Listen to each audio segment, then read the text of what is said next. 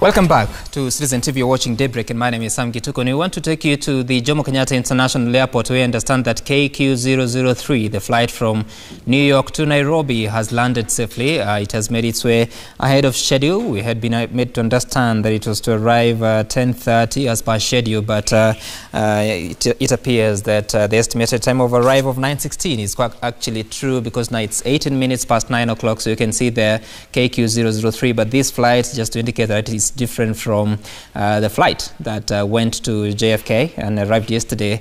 That was KQ002. This is KQ003, the maiden trip from New York to Nairobi since that inaugural flight of 28th of October 2018. So what we understand is that the flight is carrying tourists and business persons. I believe the capacity of the KQ003 is also 234.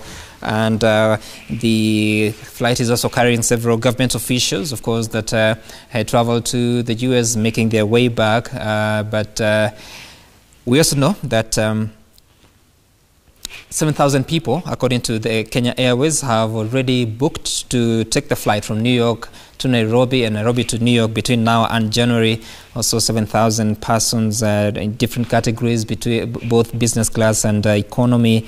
And the Kenya Airways hopes that this new route for KQ, New York to Nairobi, will be important in boosting the numbers. They're saying that once they are stabilized, then there will be a 10% boost of the numbers that they are able to move in and out of the country, and of course different destinations. What we know is that the Deputy President William Ruto is at the Jomo Kenyatta International Airport to receive the flight. As I said, KQ003 making its arrival to JKIA, and as we had shown you earlier, the red carpet that had been laid to receive the visitors. And of course, we'll be seeing the Deputy President going to usher in the flight. You will remember that on Sunday, we saw the President waving off the inaugural flight, KQ002, that was that night. But now the return of KQ003 received by the Deputy President.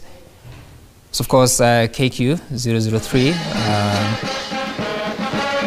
left JFK yesterday, and 15 hours later it has made its way here. So let's listen in to some music at the JKIA.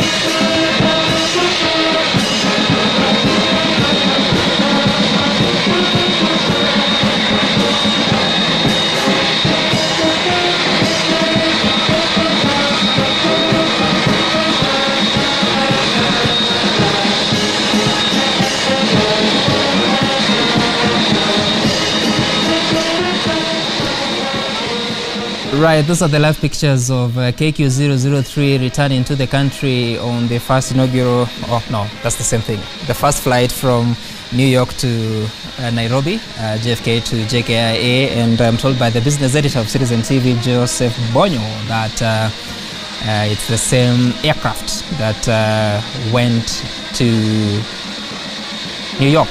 And he says that the name of the flight of the aircraft is Magical Kenya.